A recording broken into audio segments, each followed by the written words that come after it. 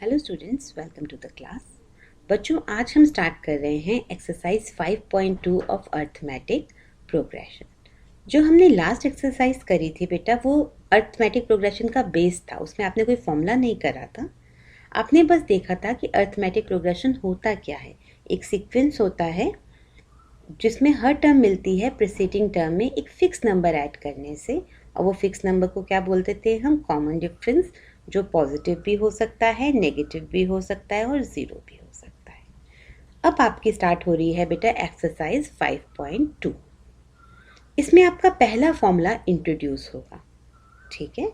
वो फॉर्मूला होगा nth term का फॉर्मूला। तो पहला फॉर्मूला है आपका बेटा an is equal to a plus n minus 1d। किस चीज़ का फॉर्मूला है? कोई भी टर्म की वैल्यू निकालने का। AP की बहुत सारी टर्म्स होंगी, उससे किसी भी एक टर्म की वैल्यू निकालने का ये फॉर्मूला है। an उसकी टर्म की वैल्यू है, a क्या है? फर्स्ट टर्म AP का, n क्या है? नंबर, उस टर्म का नंबर क्या है, ठीक है? जैसे fifth term, six term, seven term, वो n है। और d क्या है? आपका कॉमन डिफरेंस। बेटा इसमें आप दो चीज़ों में आपको डिफ्रेंशिएट करना आना चाहिए, एक an और n। बच्चे इसमें कंफ्यूज होते हैं।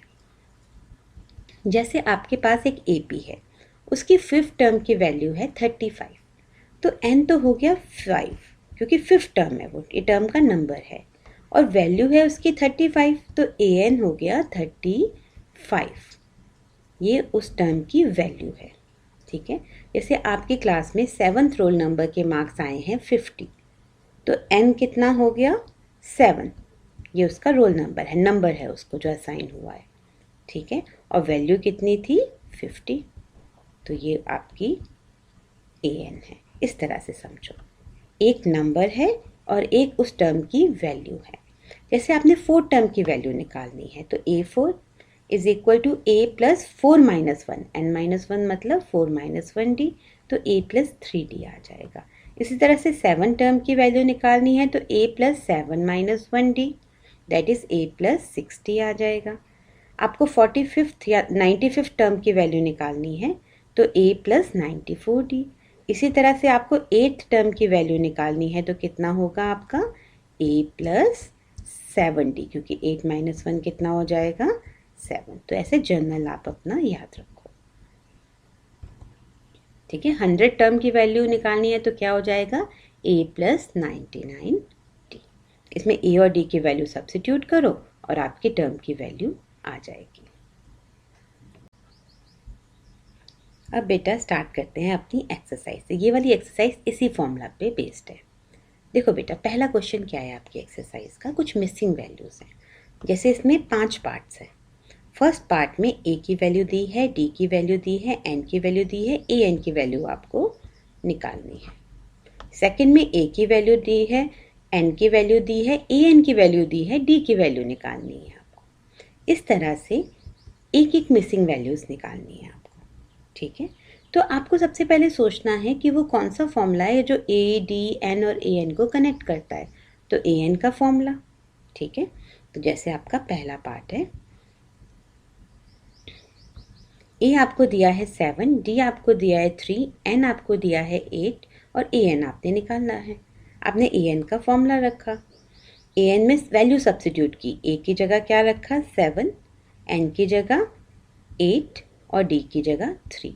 तो ये हो गया 7 प्लस 7 इंटू 3, 7 3 ज़ा 21, 21 प्लस 7 28। तो an की वैल्यू आ गई आपकी। अब इसका सेकंड पार्ट देखो। इस बार भी हमने an का फॉर्मूला लिखा पहले, अब वैल्यू सब्स्टिट्यूट की। देखो a की जगह आपको वैल्यू दिया था -18, आपने -18 रखा। n की जगह वैल्यू दी थी 10, तो आपने 10 रखी। d आपको निकालनी है और an की वैल्यू दी थी 0, तो an की जगह आपने 0 सब्स्टिट्यूट किया। अब आप इसे सॉल्व करो। -18 को बेटा लेफ्ट में ले आए तो +18 हो गया, is equal to 10 minus 1 9d। तो d की वैल्यू कितनी हो गई? 18 डिवाइडेड बाय 9, दैट इज 2। ठीक है, तो इतना सिंपल क्वेश्चन है, बस आपको कुछ मिसिंग वैल्यूज निकालनी है। अब अगला देखो बेटा, इस बार क्या मिसिंग है? इस बार आपका फॉर्मूले में ये a मिसिंग है और सारी वैल्यूज गिवन है। तो हमने अपना फॉर्मूला लिखा an is equal to a plus n minus 1d, value substitute करी, an की जगह कितना -5, a की जगह कितना ये आपको निकालना है, n की जगह 18, 18 माइनस 1 दैट इज 17 और d की जगह -3। अब -5 is equal to a plus 17 into -3 तो -51 हो गया। इसको लेफ्ट में शिफ्ट किया तो +51 हो गया, -5 + 51 46 आपकी वैल्यू आ गई। 4 देखो बेटा, अब थोड़ा डेसिमल में आ गया। इस बार क्या मिसिंग है, n मिसिंग है, ठीक है। तो an की वैल्यू कितनी गिवन थी आपको बेटा, 3.6, आपने यहाँ पे सब्स्टिट्यूट कर दी। a की वैल्यू -18.9, n आपको निकालना है तो n-1 को ऐसे ही छोड़ दिया हमने, और d कितना है 2.5, ठीक है। बेटा जब भी n निकालना ना ब्रैकेट खोलना मत, उसकी ज़रूरत मतलब कोई प्रॉब्लम नहीं है, आप खोलोगे तो भी आंसर आएगा ही आपका, पर ऐसे ही रख लो तो ज़्यादा इजी कैलकुलेशन हो जाती है। -18.9 को बेटा लेफ्ट में शिफ्ट किया तो +18.9 आ गया, 3.6 और 18.9 को ऐड किया तो 22.5 आ गया, और 2.5 से डिवाइड कर दो तो आ गया आपका 9। ये डेसिमल हट गए, 25 9 ज़ा 225। अब ये n-1 की वैल्यू है, ये 1 इधर ले आओ तो n की वैल्यू आ गई आपकी 10। ये 5th पार्ट बेटा आप ट्राई करो, इस बार आपको an ही निकालना है, ठीक है। अब देखते हैं बेटा सेकंड क्वेश्चन। सेकंड क्वेश्चन बेटा MCQ है, 2 पार्ट है इसके। The 30th term of an AP is, देखो AP गिवन है आपको, अब आप इससे वैल्यू ले। A क्या होता है फर्स्ट टर्म, तो फर्स्ट टर्म हो गया 10। D क्या होता है कॉमन डिफरेंस, तो सेकंड टर्म में से फर्स्ट टर्म माइनस की तो 7 माइनस 10 तो -3 आ गया, ठीक है। आपको 30th टर्म निकालनी है तो n 30 है, समझ आ रहा है ना, ये टर्म की का नंबर है 30th टर्म, तो n आपका 30 है, और आपको टर्म की वैल्यू निकालनी है, मतलब आपको A30 निकालना है, ठीक है। तो A30 का फॉर्मूला क्या होगा, a plus 29d, a plus n-1d होता है ना। a की वैल्यू आपने 10 सब्स्टिट्यूट की, 29, d की वैल्यू -3, तो 10 माइनस 29 इंटू 3 87 हो गया, तो ये आंसर आ गया -77। तो ये आपका, ठीक है। अब देखिए बेटा the 11 term of an AP, फिर आपको A11 निकालना है, अपनी वैल्यूज लो बेटा। A कितना होगा -3, ठीक है।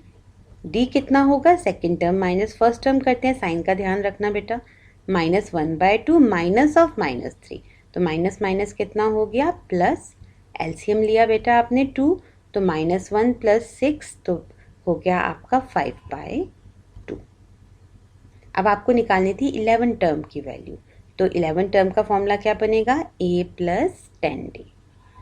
a की वैल्यू -3 प्लस 10 और d कितना था बच्चों आपका 5/2, कट किया इसे बेटा, तो ये हो गया 25 माइनस 3 तो 22, तो कौन सा आंसर है इसका, बी वाला, ठीक है। अब देखते हैं थर्ड क्वेश्चन। थर्ड क्वेश्चन में बेटा आपको एक सीक्वेंस दिया है, मतलब AP दिया है और कुछ मिसिंग वैल्यूज़ होंगी, इस तरह से होगा, कुछ मिसिंग वैल्यूज़ होंगी, ठीक है, एक या एक से ज़्यादा भी हो सकती है। आपको वो मिसिंग वैल्यूज़ फिल करनी है उस AP में। तो जैसे आप अपना पहला AP देखो, इसमें A कितना है बच्चों 2, और ये क्या है 26, ये थर्ड टर्म है, देखो फर्स्ट सेकेंड थर्ड, तो ये A3 है 26, ठीक है। आपको निकालना है A2, सेकेंड टर्म निकालनी है आपने, ये फर्स्ट टर्म, ये सेकेंड टर्म, ये थर्ड टर्म। तो कैसे करते हैं बेटा इससे, देखो A3 का फॉर्मूला लगाया, A3 का फॉर्मूला क्या हो जाएगा, A plus 2D is equal to 26। A आपके पास गिवन था 2, वो आपने यहाँ पे सब्स्टिट्यूट कर दिया, तो 2D की वैल्यू आ गई 26 माइनस 2 दैट इज 24, तो D आ गया आपका 12। अब D12 आ गया, अब सेकेंड टर्म निकाल दो, सेकेंड टर्म का फॉर्मूला क्या बनेगा, A plus 2 minus 1 that is 1, A plus D, तो A था आपका बेटा 2 प्लस 12 कितना हो गया 14, तो यहाँ फिल हो गया आपका कितना 14। ठीक है। अब सेकंड देखो बेटा, यहाँ पे 2 वैल्यू मिसिंग है और 2 वैल्यू गिवन है। अब देखते हैं कौन सी वैल्यू मिसिंग है। ए मिसिंग है, फर्स्ट टर्म मिसिंग है। A2 आपको गिवन है, A3 आपको निकालना है और A4 आपको गिवन है। तो A2 और A4 गिवन है बेटा। ये बहुत ही स्टैंडर्ड टाइप का क्वेश्चन है बच्चों एपी का। देखो एपी का तो मैं एक बात बताती हूँ, एपी में अगर आपको 2 इक्वेशन गिवन है तो आप कुछ भी निकाल सकते हो। तो 2 इक्वेशन आपको गिवन है। क्या है 2 equation? A2 is equal to 13 and A4 is equal to 3। तो A2 की वैल्यू रखते हैं a प्लस डी, तो a plus d is equal to 13। A4 मतलब फोर्थ टर्म, तो a प्लस 3d, तो a plus 3d is equal to 3। तो जब ये 2 इक्वेशन आ जाती हैं बेटा, 95% केस में आपको कुछ नहीं करना होता, बस इन्हें सब्ट्रैक्ट करना होता है। कुछ एक्सेप्शन है, कुछ अलग तरह के क्वेश्चन होंगे, अदरवाइज इसमें सिर्फ सब्ट्रैक्शन करना पड़ता है। अब देखो, अगर मैं इन दोनों इक्वेशन को सब्ट्रैक्ट कर दूं तो क्या होगा? ये कट जाएगा डी माइनस 3d, तो माइनस 2d आ जाएगा, और ये 10, तो आपकी सीधा d की वैल्यू निकल आएगी। d की वैल्यू कितनी आ गई? -5। क्योंकि देखो बेटा, आपका फॉर्मूला क्या है? a plus n minus 1d। तो अगर आपका 10th टर्म है तो a प्लस 9d, ठीक है। अगर आपकी 15th टर्म है तो a प्लस 14d। तो a तो सेम रहता है, d क्या कोफिशिएंट बदलता है? a तो सेम रहता है। तो जब आप इन दोनों इक्वेशन को सब्ट्रैक्ट करते हो तो a कैंसिल आउट हो जाता है और आपको सीधा d की वैल्यू मिल जाती है। तो आपको यहाँ d की वैल्यू मिल गई -5। अब d की वैल्यू जो गिवन इक्वेशन है किसी भी एक में सब्सिट्यूट कर दो। जैसे ये पहले वाली इजी है तो इसमें कर दिया, a plus d is equal to 13, तो a is equal to 13 minus d, तो यहाँ पे d की वैल्यू रख दी। वैल्यू कितनी थी? -5। 13 प्लस 5 हो गया, दैट इज 18। तो आपके पास a भी आ गया और आपके पास d भी आ गया। AP में अगर आपके पास बेटा फर्स्ट टर्म है और कॉमन डिफरेंस है कि क्या उसमें ऐड होता जा रहा है, तो कितनी भी बड़ी AP बना सकते हो, अपना कुछ भी निकाल सकते हो, ठीक है। A और D है तो उसमें A में D ऐड करो, सेकेंड टर्म आ गई, फिर D ऐड करो, थर्ड टर्म आ गई, फिर D ऐड करो, फोर्थ टर्म आ गई। तो A और D पता होने का मतलब है कि आपको AP के बारे में सब कुछ पता है, ठीक है। अब आपका A आ गया, D आ गया, अब आप अपने मिसिंग निकालो। A तो निकल गया, यहाँ पे तो 18 फिल हो गया। अब D था आपका -5, तो सेकेंड टर्म में -5 करो तो कितना आ जाएगा आपका? 8, ठीक है। तो ये आपके मिसिंग वैल्यूज फिल हो गई। अगला देखो बेटा, इसमें 2 गिवन वैल्यूज हैं और बहुत सारी मिसिंग वैल्यूज हैं। तो देखते हैं बेटा गिवन क्या है हमें। A मिसिंग है, A2 गिवन है, A3 मिसिंग है, ये आपको निकालना है। A4 आपको निकालना है, A5 आपको निकालना है और A6 आपको गिवन है,